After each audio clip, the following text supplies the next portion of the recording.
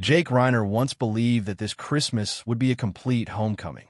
He had prepared everything, hoping to sit down again with his parents in the Brentwood house after a long period of separation. But on the night of December 14th, everything collapsed in a brief phone call. Rob Reiner and Michelle had died after being murdered by dozens of stab wounds. And the most horrifying thing was the name mentioned immediately afterward. Nick Reiner, the biological younger brother whom Jake had once loved and protected with all his heart. In overwhelming pain and fury, Jake appeared on KCBS and said a sentence that left the audience stunned into silence. "I warned my parents beforehand. I was afraid that one day he would do something that could not be undone." That sentence was not merely a confession. It was the collapse of a belief that had lasted for many years. Going further, Jake decided to reveal the bitter truth about his own family, the favoritism and indulgence shown toward Nick that had quietly nurtured the tragedy. Therefore, when Nick called to plead for help, insisting on his innocence, and asking Jake to assist him in getting bail, Jake refused. It was because Jake understood this family had been broken for a long time, and Nick was the crack that could no longer be repaired. The night of December 17th descended upon Los Angeles with a heavy, oppressive silence. While Nick Reiner climbed each cold stone step into the courthouse on the other side of the city, Jake Reiner sat in the KCBS studio, the place that had been his home throughout so many years of his youth. The studio lights shone down, making his face look thinner than usual, his eye sockets sunken from many sleepless nights. The dark suit clung to his tall but slightly hunched frame, as if his back had grown accustomed to carrying things left unspoken. He no longer had the neat, confident appearance of a seasoned on-air reporter. Tonight, he looked like a man slowly worn down centimeter by time and grief. Jake sat upright before the camera, but his shoulders were rigid, his hands clasped together on the desk, his knuckles white from gripping too tightly. When he began to speak, his voice was low and as if every word had to force its way through a tightened throat. "I have sat here," he said slowly, "through so many long nights, but never one like tonight." And with that, he began to tell the story of his life following the broken, uneven flow of memory about a childhood bearing the RER name, a surname that made others smile, but to him felt like an oversized coat. Jake Reiner was born on May 6th at Nini 91 in Los Angeles. As a boy carrying artistic blood from his father, the legendary director Rob Reiner, and his mother Michelle Singer. Reiner, a talented photographer. He was the eldest son growing up in a house filled with laughter under the presence of his grandfather, Carl Reiner, where humorous stories and classic films were shared as casually as daily meals, turning his childhood into a warm, vivid portrait of family love and a passion for creativity. Jake's childhood, therefore, was not exactly a fairy tale. He grew up alongside his younger sister Romy Reiner and his younger brother Nick Reiner. Because Jake was the eldest, he had to give way to his siblings in many ways. According to Jake, from the time he was very young, he learned to accommodate Nick almost instinctively, as if that role had been predetermined from the day his brother was born. Nick was smaller, weaker, more fragile, and so Jake stepped back. He gave up toys, gave up rooms, and even gave up explanations he had every right to voice. He's still little. Jake remembers hearing again and again, and he would nod, swallowing his resentment, believing that being the older brother meant enduring. In those memories, Nick was always the child who received more attention. When Nick lost his temper, the whole family revolved around calming him down. When Nick cried, everything stopped immediately. Jake learned how to comfort himself in a corner of the room, learned how to stay silent so as not to make things more complicated.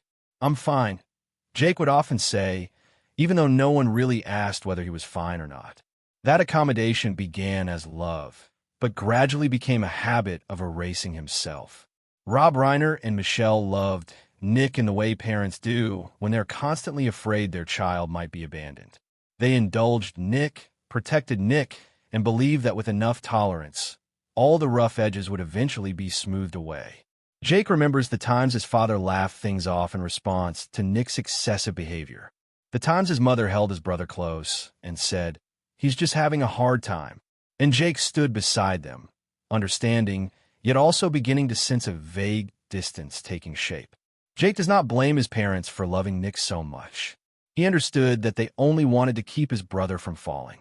But the older he grew, the more he felt that he was becoming the one carrying the remainder, the stability, the sacrifice, the role of the one who doesn't cause trouble. "I'm used to it," he once said to his mother, half joking, half serious. Michelle smiled, not realizing that those words were a very quiet cry for help. Jake's teenage years were closely tied to baseball, a sacred tradition passed down from his grandfather to his father. Rob Reiner often took his son to Dodger Stadium, the two of them sitting side by side for dozens of games each season, sharing emotional moments under the California sun. "My father passed on his love of baseball to me, and I passed it on to Jake," Rob once said with pride, recalling trips to the Hall of Fame in Coopertown that brought him to tears over the simple happiness of being a father. At the same time, Jake's adolescence was also marked by the image of his younger brother, Nick. That was when Nick was 15 years old and began struggling with addiction at a very early age. At first, there were only small signs, glazed eyes, unexplained outbursts of anger nights when he disappeared without warning. Jake remembers looking at his brother and thinking he's crying for help. But that cry was gradually drowned out by the chaos of addiction. Jake watched Nick spiral year after year from school to rehabilitation centers only to return again to the starting line. Each time Nick promised to start over, the whole family hoped again. Jake remembers evenings when Nick sat at the dinner table, his hands trembling, speaking softly. "I'll be okay this time, for real." And Rob would nod. Michelle would hold her son's hand, believing in that promise as if it were the last life raft. Jake stood beside them, wanting to believe, yet afraid that he had already believed too many times. The greatest pain for Jake was not only watching Nick fall apart, but watching his parents slowly become exhausted by each cycle of that downward spiral. Rob aged rapidly during those years, his shoulders drooping under the weight of worry, the silences growing longer and longer. Michelle lived in a constant state of waiting for a phone call, waiting for news that Nick was still alive, waiting for a sign that her son had not fully slipped into the darkness. Jake once heard his mother say in the kitchen, her voice trembling, "As long as he's still breathing, I won't give up." There were nights when Nick returned home completely out of control, and Jake saw his father instinctively step between the two brothers, acting as a shield. Michelle cried behind closed doors, trying not to let Nick see her tears. Jake understood then that their family was no longer living like a normal family. They were living in survival mode day by day, hour by hour. "We have to save him," Rob once said. Jake did not answer because he had begun to fear the next question. Who would save the people trying to save him? In those formative years, Jake learned to observe more than he spoke, and he began to nurture the idea of leaving home, of starting a life and a career of his own. He was afraid of fame, of privacy being eroded bit by bit, of having to hide tragedies such as an addicted sibling. Jake once stood backstage watching the lights shine on others and wondered whether he had the courage to step out into them. At times he spoke very softly as if to himself. What if this path isn't mine? That question followed him throughout his years of growing up. Therefore, despite carrying the prestigious Reiner surname, Jake chose his own path and did not rush into the spotlight. He attended Syracuse University, majoring in broadcast journalism, where his passion for storytelling and news reporting truly ignited. "I only have one other passion, a passion for news," he once shared, as a way of asserting himself in the shadow of his father's towering presence. After graduating, Jake began his reporting career working at local stations such as Kion and Salinas, then at KPRC Channel 2 in Houston from 2016 to 2018, where he was well-liked by colleagues for his professionalism and approachability, especially in coverage involving law enforcement. Jake's journalism career progressed steadily from local stations to larger markets, from human interest stories to sports.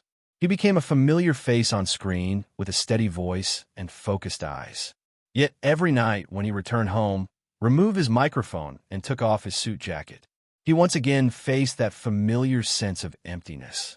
During his years in Houston and later at KCBS Call in Los Angeles, Jake lived the life of a true reporter, rushing to scenes, conducting interviews, anchoring broadcasts, and bringing stories to the audience with a sincere heart.